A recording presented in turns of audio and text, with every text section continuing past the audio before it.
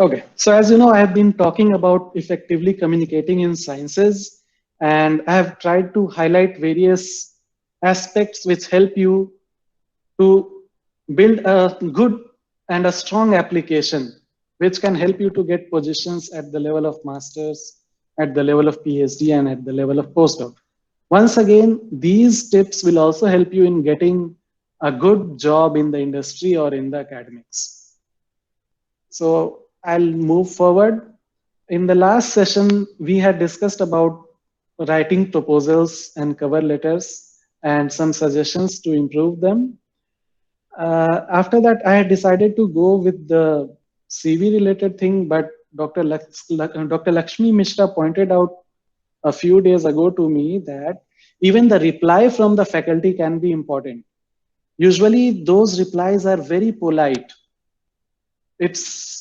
It's like in our country जैसा हिंदी में या अपने रीजनल लैंग्वेज में हम लोग काफी डायरेक्ट बात करते हैं we are very direct if we do not like something we say that it's not that good, it needs improvement, and so on.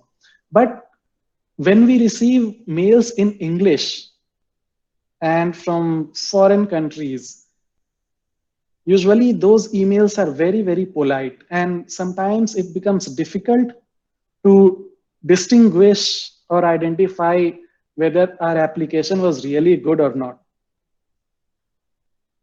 So that's why what I have done is I have taken a few examples from actual letters and emails received as reply from the faculty, and I have decided to highlight what they actually mean by those emails or those particular sentences. So let's start. So before moving, I'd just stress on these 2 points. In this world, no one spoon feeds. No one will spoon feed you. So you have to learn those things, and learning is a continuous process. So definitely you need to be there and look for all the signs. Now, your feedbacks are definitely important, but when we apply to various institutes or organizations, sometimes they receive a lot of applications. So they are not able to give personalized feedbacks or individual feedbacks. But the tone of the email is important, and you can take help of your friends and faculty to understand that tone and to decide whether your application needs further improvements. Now, this one was shared by Lakshmi sir, and it's there on LinkedIn also. I'll put the link in YouTube. So look at this line. They say, we thank you for the effort you invested in applying, and we also request you to pass on our thanks to your referees for their time and contribution. It looks very polite. The person has said that your application was good and everything, and we screened so many applications, but we couldn't select you. In one word, the application meant to say that your application wasn't strong enough. So there were candidates with better CV, better accomplishments, and that is why this person couldn't get selected. So summary is the person needs to work harder and strengthen his CV more. Next one. And this email is one of my favorites. Not because it is one of the earliest mails I wrote, but because this faculty took some time and responded me. Now, although this reply was very, very harsh, this faculty told me what was lacking in my email. So this was from a very early stage, and even I wasn't exposed to good email practices and other things. So I wrote a very general email asking this professor. I think this professor was in Denmark, Professor Suresh Ratan. So look at this, how honestly and bluntly he has written. I'm sorry to inform you that this kind of email is not going to bring you any good results. And I like this line. He said that I'm responding just to advise a young Indian student who may not even appreciate this advice. So I have not put the full mail because It's like he scolded me a lot, but his summary was your application was trash. But for the benefit of doubt, he thought that I need some guidance, and he shared with me these points. Like many of us write this often, that I'm interested in your work and in working under your guidance for a PhD. Look at this, what Professor Ratan replied. This line: what do you know about me? What is so special about me, about you, to become a guide and a student respectively? So please frame your emails very carefully, do your homework, and as I previously suggested, go through the lab profile, read the papers. And it is good even for other fields, for management, for business, for literature, and so on. So do your homework and then write to people. So I learned from those mails and then came to this stage. Finally, I was rejected. This was also a rejection email, but this faculty gave me a detailed response and he explained me why he couldn't choose me. So both application and interview was good in this case, but I did not have enough experience in the lab's major focus, but there was a future possibility. I'm still, I'm like, he's quite good professor and I'm still in touch with him. We often discuss things and developments and everything. This is one of those applications which looks very positive. Look at this. Glancing through your CV, your interests and experiences don't seem to be too far off. I would give it a try if you are willing to take the challenge. And also, you should send the application to the university as well. And send me 2 letters of references. At first glance, it looks like it's a message like congratulations, you are almost selected. But no, this email only means on paper you look good, which is the first step. But there is a but. Let's interact further and let me go through your motivation letter and all your recommendations. And then I'll decide after a few rounds of interviews whether you actually fit into my lab or not. So this is just like the first step. You have got a green signal for further correspondence, but you need to work more on your applications now. Now, especially because you have generated an interest in your CV. And let's move forward to the next one. Look at this one. Here I had given a proposal. So I had submitted my proposal as well along with my CV. So the faculty says he's from University of Illinois. Your plan looks interesting, but you have to include these. You can talk to these additional faculty for collaborating with us and so on. So here, in short, the faculty wants to say, incorporate these points. Right now, they are not in the application. Get the funds and I'll take you. So the stress over here is get the funds, which is not mentioned anywhere in the email.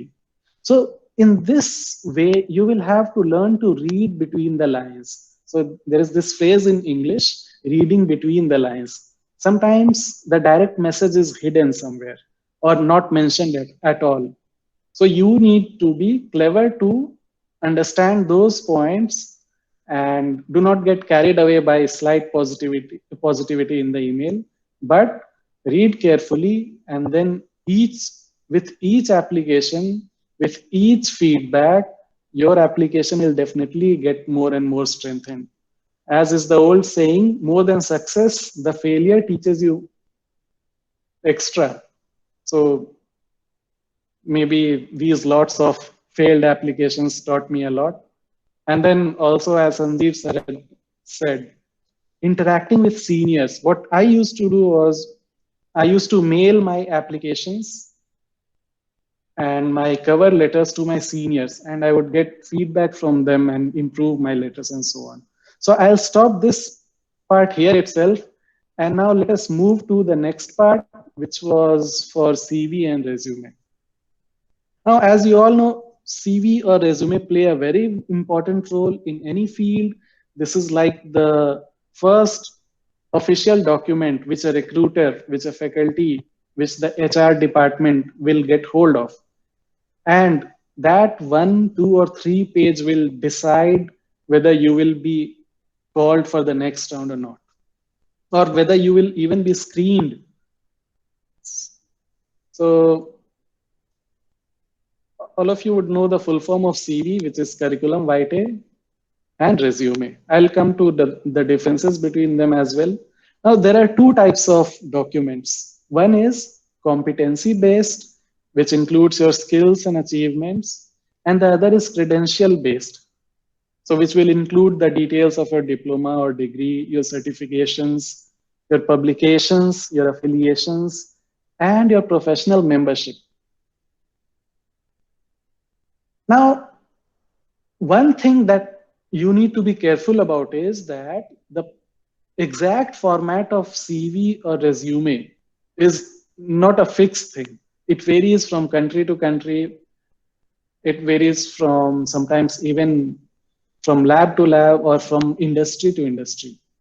But there are a few fixed points which should always be there. So we'll discuss those. Usually, resume is a competency based document and is short. So in your resume, usually it doesn't go beyond 2 pages. It will be good if you can fit it in 1 page. So you need to put in all your skills and your achievements, all your experiences in various companies or various labs and so on. While your CV is the credential based document. So naturally it will be longer, and the more experienced you are, the higher you are at designation, longer will be your CV. Now, what to include? First thing, of course, is just a minute. First thing is your research summary and interests, then your educational qualifications. Now, from here on, I'll mostly focus on CV because in the academic institutions, usually a CV is preferred. And when you're applying to industries also, you can just shorten your CV as per the need of the industry, as per your applications. Someone is sharing his screen. Please stop that. Yeah. So you need to put in your research summary and interests, your educational qualifications, achievements, experience, which will include your dissertations, summer projects, fellowships, publications, if any, workshops, presentations at conferences, memberships of scientific societies, and other relevant skills, like if you have participated in organizing a symposium or a conference, or if you have been part of the college fest and so on. Now, you can remove or add more points depending on the advertisement, what the recruiter is looking for. Also, be careful to put in only relevant details because a CV has limited space. No one wants to go through 3 to 4 pages and get lost in that CV. So if you can, at the college level, 1 or 2 page maximum is good enough. So make use of that. Definitely you should include the name, address, your contact, which is very important. And at college level, especially at BSc level, not everyone has publications, but when you will be applying for PhD or when for postdoc, you can provide your ORCID or Scopus ID or ResearchGate ID so that your recruiter can directly have a look at your publications. If space permits, these points may be included, which are like the languages known to you, extracurricular activities, volunteering activities, and the details of your references.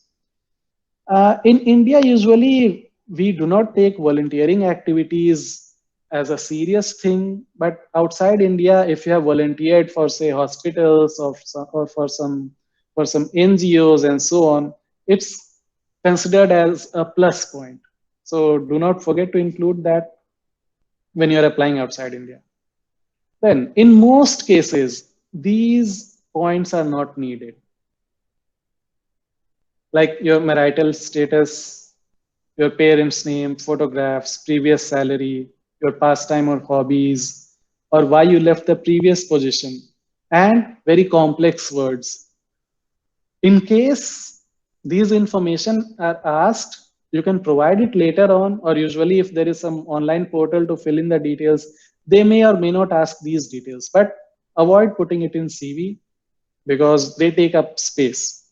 And to be honest, usually people do not care for these information. For better results, your CV should be short and concise. Use bullet points.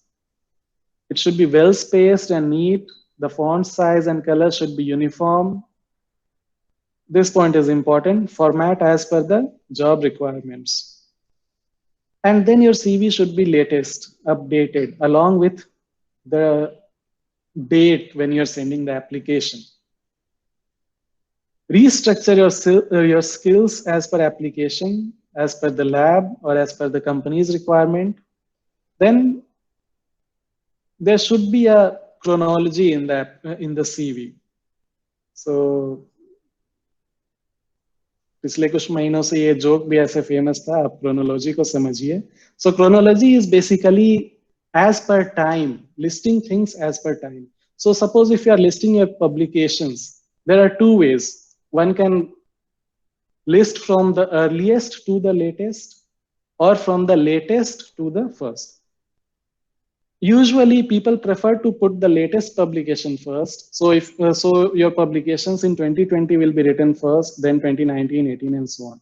So for your educational experience also, you can start with your highest degree and then go to the, say if you are applying for PhD, you can start with your master's and then your BS. If you're applying for postdoc, put your PhD, then MSc, then BSc details. So after this, proofreading is very important. Grammatically, it should be sound. There shouldn't be any spelling errors.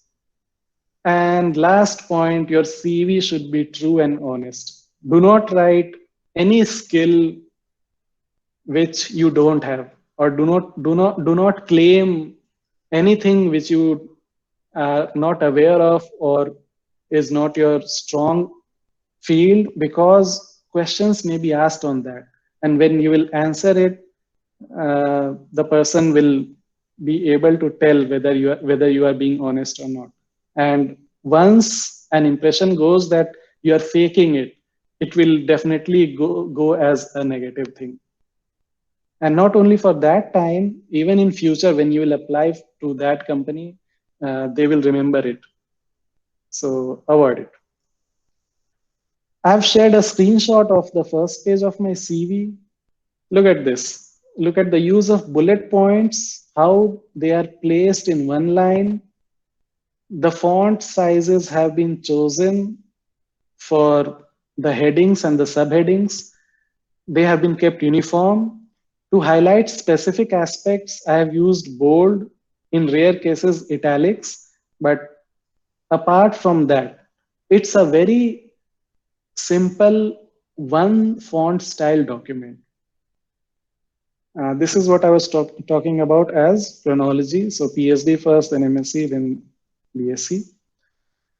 Put your address. If you have your ORCID ID, then that, your mobile number and email, so that you can be contacted without any delay. And awards and honors related to your field is important. So put them, they give you an edge. So moving ahead, so to put things more clearly, I have listed my entire CV. I have not selected CV from other people to avoid any issues later on, because nowadays you shouldn't do anything without someone's permission, and these things are online. It will be there on the internet forever. So I have avoided that. So look at the points over here. I have listed current profile, then my major research area or interest, my professional profile, my academic profile, then my awards and other things, my teaching experience, my research experience. In the research experience, I have listed out research at all the institutes that I have been with. So at my current position, then at MIT, then during PhD, then collaborative work during PhD. And then if you have some dissertation project during your master's and BSc, definitely you should give their details in, say, the title in one line. If it was funded, mention that, and a short summary in 2 to 3 bullet points. Then the research skills, finally publications. Even among the publications, I have categorized them as research articles, review articles, book chapters, magazine articles, conference proceedings, and workshop attended. Now, one thing which I've noticed in many students' CV is conferences that they have attended. That is like wasting the space. If you have just attended anything over there is no need to mention that. No one cares for it. And you lose 4 to 5 valuable lines. So try to present something at the conferences. If you go workshops, definitely you should mention them, because in workshop you learn something about a specific topic. Usually it's a latest topic in the field, so it's a good idea to mention workshop. For conferences, only if you have presented a paper or if you have the proceedings from that. Then talks delivered, membership of the professional. Now, for the college students, usually all the fields have a major society which looks at the developments in that field, the latest things in that field, and so on. They also organize the major conferences for that particular field. So you will see societies for microbiology, for biochemistry, for spectroscopy, for immunology, and so on. So it's, you can put it over there. And then this last section, this will totally depend on where you're applying. So additional skills, like I usually apply to academic institutes. So I have written about my peer reviewing experience, my administrative experiences, conferences that I've organized, where have I been invited as external examiner, and so on. And finally, my supervisory roles and so on. At the end, I have mentioned my date of birth and the language proficiency. Now, date of birth may not be asked in several cases, but in the advertisement, if it mentions that your age should be between this years, then in that case, it's a good idea to mention your date of birth as well. Now, this is a typical CV. As you can see, it has gone to 5 pages, but wherever needed, I shorten it to 1 or 2 pages as per the requirement. So for you also, and usually for college students, they don't have much publications. So definitely this will fit in 2 pages. So with that, I'll finish that part. I have listed 2 internet links. These websites have very good suggestions about CV and resume, how to improve it, what are the specific points that can be put in as per the latest trends in the industries. Also, you can visit Glassdoor. Glassdoor is a website where they mention almost all the companies, and the candidates who have applied to those companies put in their perspective what they were asked, what the companies were looking for, how to update yourself as per the latest in that company. So you can take help of these websites, and definitely they will help you improve your CV and resume. So with that, I'll stop on this topic for today. In the next session, we'll discuss about LinkedIn and how to create a good LinkedIn profile. If there are any questions, I'll address them now.